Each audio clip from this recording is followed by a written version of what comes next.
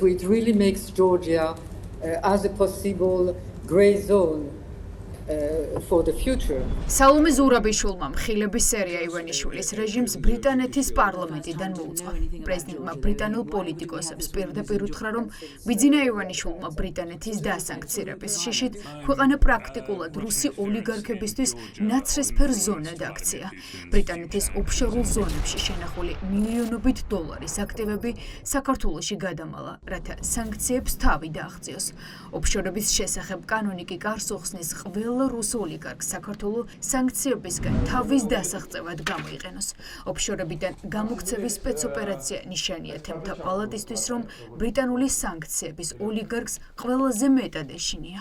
He was sanctioned by the US authorities. ბიძინა ივანიშვილი შეერთებულმა შტატებმა დაასანქცირა. ევროპარლამენტმაც დაინიცირა რეკომენდაცია ევროკავშირის წევრი სახელმწიფოების მხრიდან, რომ გაყინონ მისი აქტივები. საერთაშორისო გამჭვირვალობა საქართველოს აღნიშნა, რომ თუ დიდი ბრიტანეთი დაუწესებს მას სანქციებს, მისი მთელი იმპერია და ბიზნესი ჩამოიშლება, რადგან ის ფლობს კომპანიებს ბრიტანეთის საზღვრის მიღმა ტერიტორიებზე, ვირჯინიისა და კაიმანის კუნძულებზე. ჩემი კითხვა იქნება, რატომ არ დაასანქცირა ბრიტანეთის მთავრობამ ის Cayman Islands. Am I correct in understanding that the UK government has not sanctioned him? That last question I certainly do not know.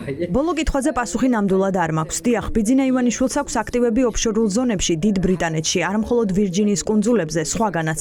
მან პარლამენტს მიაღებინა კანონი ოფშორების შესახებ, რომელიც უფლებას აძლევს საქართველოს მოქალაქეს ოფშორული ზონებიდან საქართველოში უკან გადმოიტანოს აქტივები. ეს კანონი ძალიან სახიფათოა, მე მას ვეტო დავადე თავის დროზე. ეს კანონი ნებისმიერ პოტენციურად სანქცირებულ ოლიგარქს ივანიშვილის მეგობარი ქვეყნებიდან აძლევს ნებას გამოიყენონ ეს კანონი და ქონება საქართველოში გადმოიტანონ. ეს საქართველოს სამომავლოდ ნაცრისფერ ზონად აქცევს. Salome Zurabishvils ბრიტანელი პოლიტიკოსების საგარეო საქმეთა კომიტეტის ხდომაზე 1 საათის განმავლობაში უსმენდნენ. ბრიტანელ პოლიტიკოსებს ეჭვი აღარ ეპარებათ, რომ ოლიგარქი ივანიშვილი რუსული და ბელორუსული სახელმძღვანელოთი მოქმედებს და რეპრესიებს საკუთარ მოქალაქეებს რუსული მეთოდებით უწყობს. დეპუტატი ბლერი პირდაპირ ამბობს, რომ ის რაც ახლა საქართველოში ხდება 5 წლის წინ ლუკაშენკოს ბელორუსში ნახეს. Everything we are seeing in Georgia. რასაც ახლა საქართველოში ვხედავთ 5 წლის წინ ბელარუსში ვნახეთ. მაინტერესებს თქვენი აზრი, ივანიშვილი ლუკაშენკოს სახელმძღვანელოთი მოქმედებს? Is following the Lukashenko playbook. Yes, it's the same playbook as in Russia. დიახ, იგივე სახელმძღვანელოა, რაც რუსეთში და ბელორუსშია. მაგალითი რომ მოგცეთ, მხოლოდ დღეს პარლამენტმა 3 სხვადასხვა კანონი მიიღო. რა თქმა უნდა, პარლამენტში საერთოდ არავითარი დებატები არ არის. კანონი კომიტეტების 3 ეტაპს სულ რაღაც 3 დღეში გადის. პირველი ეგრეთ წოდებული ამერიკული ფარას კანონია, რომელიც უბრალოდ ახალი რუსული კანონია, რომელიც მეტ ძალაუფლებას აძლევს ხელისუფლებას, რომ შეზღუდოს და შეაკავოს არასამთავრობო ორგანიზაციები. ეს აჩვენებს სწრაფეს, რომლითაც შეთანხმებული პარლამენტი და მთავრობა ახორციელებენ სახელმძღვანელოს, რომელიც აშკარად საქართველოში არ არის დაწერილი. რა როლი აქვს ბიძინა ივანიშვილს ქართულ პოლიტიკურ ცხოვრებაში? ეს კითხვა სალომე ზურაბიშვილს დეპუტატებმა დაუსვეს. პრეზიდენტმა დეტალურად ახსნა, რომ გადაწყვეტილების ერთადერთი მიმღები დღეს ბიძინა ივანიშვილია და ასე გრძელდება მას შემდეგ, რაც ის ქართულ პოლიტიკაში მოვიდა. არ არსებობს დამოუკიდებელი პრემიერი, პრეზიდენტი, მინისტრი და პოლიტიკოსი. ყველა ჩინოვნიკი დღეს ქართულ ხალხს ერთი კაცის ენით ესაუბრება. როგორ დაახასიათებდით ბიძინა ივანიშვილის როლს საქართველოს პოლიტიკაში? Georgian politics. ის ქართულ პოლიტიკაში არაფორმალურად იყო ჩართული თავდაპირველად. ზოგჯერ პირდაპირ მოქმედებდა, როცა პრემიერ-მინისტრი იყო. შემდეგ ამბობს, რომ უკან იხევს და არასდროს დაბრუნდება. შემდეგ ისევ ბრუნდება პოლიტიკაში. დღეს ყველა გადაწყვეტილებას თავად იღებს. აშკარაა, რომ არის ერთი კაცი და ერთი გადაწყვეტილება. რადგან პარლამენტის 90-ვე წევრი, რომელიც ამ მონოპოლისტურ პარლამენტში ზის, ასევე მინისტრები, პარტიის სპიკერები ყველა ერთნაირი მესიჯბოქსით საუბრობს. ერთი განსხვავებული განცხადებაც კი არ გვესმის არც ერთ საკითხზე. ერთადერთი, ვინც რაიმეს წყვეტს, მხოლოდ ბატონი ივანიშვილია. ივანიშვილსაც და მის გარემოცვასაც ბრიტანეთში დიდი პრობლემები აქვთ. დღეს გამოქვეყნდა ჟურნალისტური გამოძიება ბიძინა ივანიშვილის ახლო გარემოცვის წევრის ირაკლი რუხაძის შესახებ. ივანიშვილის მეგობარი რუხაძე დიდ საერთაშორისო სკანდალშია გახვეული. Byline Times-ი წერს, რომ დიდ ბრიტანეთში დაფუძნებული ფინანსური კომპანია Hanwell Partners-ი, რომელსაც სავარაუდოდ ივანიშვილის მხარდამჭერები აკონტროლებენ, უზბეკეთში პუტინის გარემოცვის წევრს $1.5 მილიარდის კორუფციული სქემის სარგებლობაში დაეხმარა. გამოძიება წერს, რომ უზბეკეთის ყოფილი პრეზიდენტის შვილის გულნარა ქარიმოვას კომპანია ოფისი რუსეთის უმსხვილესი ტელეკომუნიკაციების პროვაიდერისგან MTS-ისგან $100 მილიონი ქრთამს იღებდა, რომ MTS უზბეკეთის ბაზარზე წვდომა ჰქონოდა.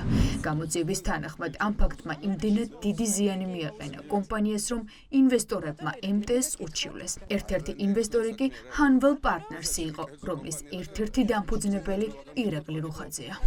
Hanwell-ის მხარდაჭერამ საქართველოს ავტორიტარული ხელისუფლების მიმართ ახლა ის მზარდი მოწოდებების სამიზნედ გახადა, რომ რუხაძეც და ტელეკომპანია იმედიც ისევე როგორც ივანიშვილი და მისი მთავრობის წევრებიც საერთაშორისო სანქციების სამიზნე იყვნენ ქვეყანაში მიმდინარე პოლიტიკურ და ადამიანის უფლებათა კრიზისში მათი სავარაუდო როლის გამო.